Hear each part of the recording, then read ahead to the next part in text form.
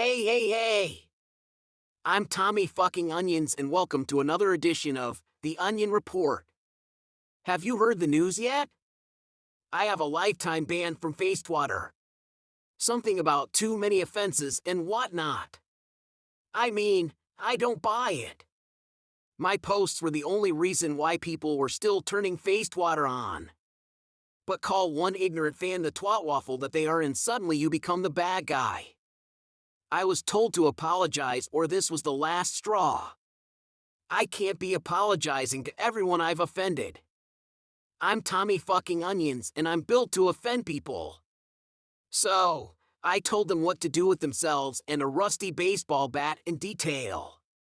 Needless to say, I have the ban and a pending lawsuit to boot. Fuck my life. Well, let's get right to it. Shall we? It is why I am getting the big box and Joseph Greer has to chase down the bastards to get an interview. Vanguard is coming at you from the Climate Pledge Arena in Seattle, Washington. We begin the night with a debut match as the Arabian Princess takes on Lady Lana Hill. So, I suppose it's royalty taking on royalty in this match. She's billed from Los Angeles but was born in Lebanon, so I suppose she could be Arabian? Though mind, I don't know where the fuck Lebanon is on the map. Looking at the past tapes of the Arabian Princess reveals that she likes to get up onto the top turnbuckle and fly through the air. It's a risky style that I take a lot of liking to. Can she beat Lady Lana? Probably, but she gonna have to show us CWF fans what's good to get by the British Royal. Especially if her bodyguards decide that they need to get involved as well.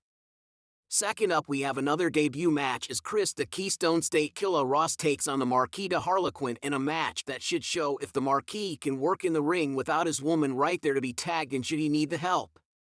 Chris Ross seems like a fellow who knows what he's doing.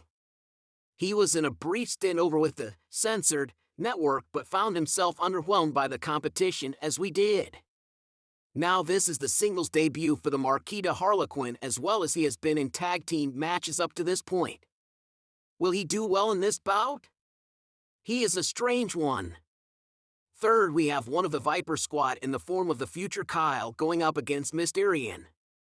Now, I want to say that there's no way that Kyle can lose against Mysterian, but he did lose against Apathy, so all bets are off. Kyle says that he's better than everyone else, but I think that the reverse has been shown to be true. Especially when going from facing a recovering Apathy to the enhancement talent. I guess at least Mysterian will make Kyle look good. Someone has to make him look good. You know Monster Mammoth and Mad Morales aren't. Coming up fourth, we have Owen O'Rourke taking on Wicked Cat Hale. Owen is hot off the heels of a well-deserved loss to Gabriel Tuck. He should not have lost, but if he was going to lose then using Gabriel's own brass knuckles against him is definitely the way to go. Cat is hot off of a 2-win streak. Yes, her opponents have not been the top quality, but a win is a win. Am I right? We will see if she can get by Owen to mark her 3rd win in a row. And then we have the main event of Vanguard as Gabriel Tuck takes on the former Valor champion in the form of Ira Waters. Now I don't think the beef between Gabriel and Owen is over. Not by a long shot. Will they get involved in each other's matches? I could see Owen being honorable, but not so much Gabriel. He's a prince amongst snakes in the grass. Now, Ira Waters will be hungry for a win after his defeat at the hands of Abigail Dresden, but will he get it against the cheating Gabriel Tuck? This is a hard one to call, but I think the fans will enjoy the chaos.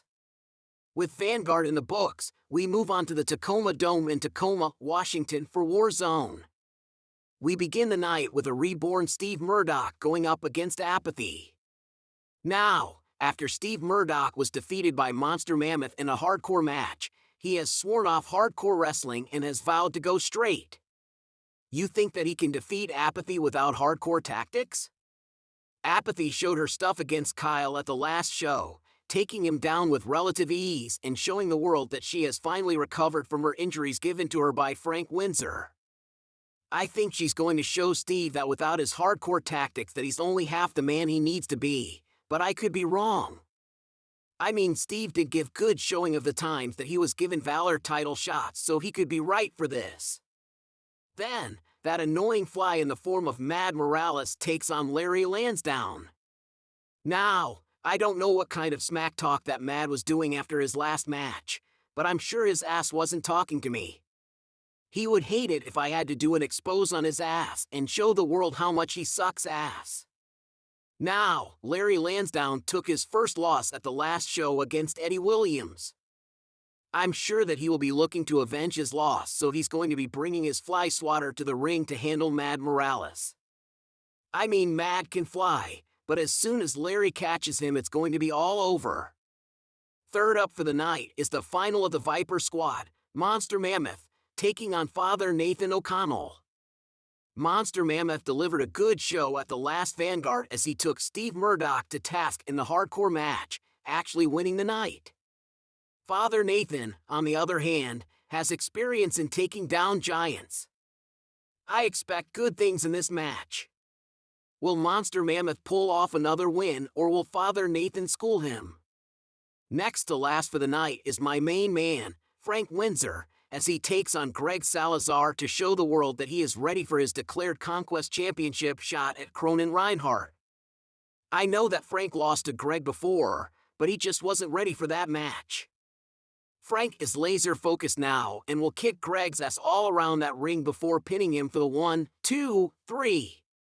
And, since Greg Salazar has recently moved to Seattle, Frank will be beating him before a hometown crowd for that extra bit of humiliation. Now for the main event of the evening as Eddie Williams takes on the bane of his existence in the form of Abigail Dresden for the Valor Championship. It seemed to be that at every turn where Eddie was finding success that Abigail was there to block him. Now he gets the chance to show his displeasure to her in the ring. Despite the fact that Abigail is the daughter of Valora Salinas and could be the daughter of fellow bastard Rob Riot, I don't think that Eddie is going to be holding back. She needs to be taught a lesson after having everything handed to her in that other place. That lesson? Bastards always win.